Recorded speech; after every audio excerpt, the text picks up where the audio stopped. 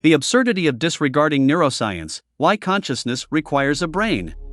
Author, Brahim Salem. They tell you that when your brain decomposes, you will know the truth and that your life is better when you're dead. And if your brain fails to believe that it works perfectly fine when it's broken, then you are doomed to eternal suffering. They believe that neither truth nor consciousness require the presence of a brain, and they gradually condition you until you become incapable of realizing the absurdity of such claims. I say this is the pinnacle of contempt for the human intellect and disregard for life, and these pre-scientific, deviant views indicate a complete ignorance of the role of human brain and human well-being. Where does a song go when you stop singing? Where does a dance go when you stop dancing? When systems that process information become disorganized, they cease to do these things and energy can be converted into forms that are no longer useful where it contains no more information. This is entropy. How can these basic engineering and physics principles be overlooked? How did we convince ourselves that a good movie is bad because it ends? If there is a better definition of incongruity, I haven't heard of it. The idea that consciousness exists independent of the brain is a persistent one, despite a wealth of evidence from neuroscience suggesting otherwise. When people believe in the afterlife, they often cling to the notion that some aspect of themselves will persist beyond the physical body. But as neuroscientists have been demonstrating for years, this idea is nothing more than wishful thinking. The brain is a complex organ, responsible for generating the rich tapestry of experiences that make up our lives.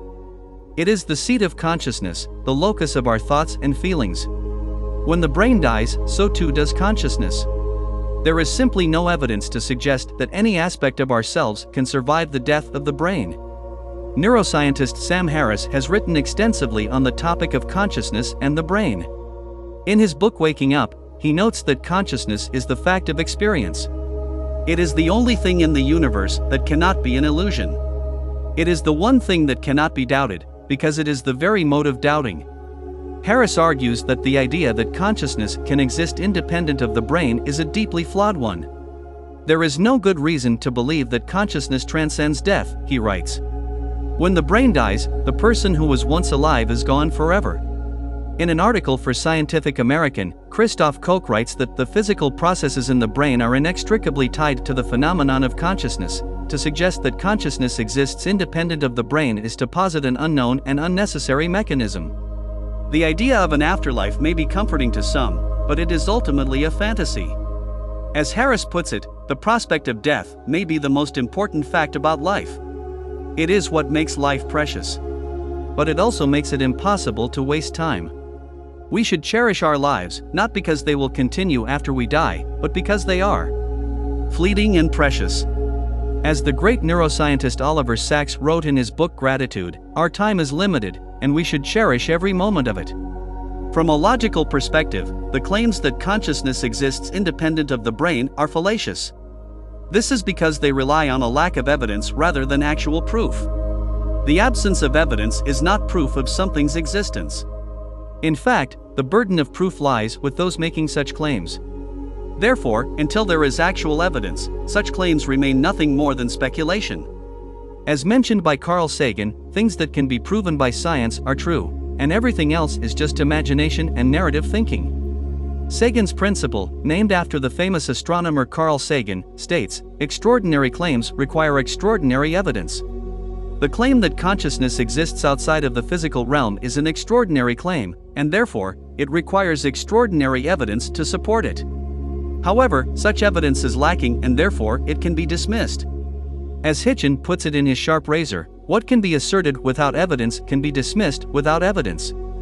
Science knowledge is testable, falsifiable, verifiable, and reproducible body of knowledge. Consider the following thought experiment. Imagine a person who has lost all brain function but is kept alive on life support. This person cannot move, communicate, or experience anything, even if their heart is still beating. If consciousness exists independently of the brain, why doesn't this person still have experiences? In terms of spirituality, many religious traditions have the concept of an afterlife. However, the idea that consciousness can exist without the brain is not a necessary component of these beliefs. Instead, the afterlife is often described as a new form of existence, not simply a continuation of the current one. From a scientific perspective, there is ample evidence to suggest that consciousness is tied to the brain. Brain imaging studies have shown that changes in brain activity correspond with changes in conscious experience. Additionally, damage to specific areas of the brain can lead to the loss of specific cognitive abilities or even consciousness itself. The Ship of Theseus is a thought experiment that raises questions about identity, persistence, and change. It asks if an object that has had all of its parts replaced over time is still the same object. Similarly, in the case of a human being, if all of their body parts are replaced, is it still the same person? In terms of rebuilding a person from scratch in another space and time, it is unclear whether the self would persist. On one hand, if the replica has the same memories and personality as the original person, they may be considered the same person. On the other hand, if the rebuilt person has different memories and personality, they may be considered a copy or a different person altogether. If a person's brain were damaged beyond repair, their memories and sense of self would likely be lost forever due to the irreversible process of entropy. The expression life after death is as devoid of meaning as north of the North Pole. Finally, it is worth noting that the idea that life is better when you're dead is not only fallacious, but also dangerous. It can lead to a devaluation of human life and an acceptance of harmful behavior, and at best it gives people bad reasons to be good, where good reasons are actually available. We should instead strive to make the most of the time we have and cherish every moment. Christopher Hitchens, a vocal critic of mythical thinking, famously said, "The only position that leaves me with no cognitive dissonance is atheism." It is not a creed. Death is certain, replacing both the siren song of paradise and the dread of hell. Life on this earth, with all its mystery and beauty and pain, is then to be lived far more intensely. We stumble and get up, we are sad, confident, insecure, feel loneliness and joy and love. There is nothing more, but I want nothing more.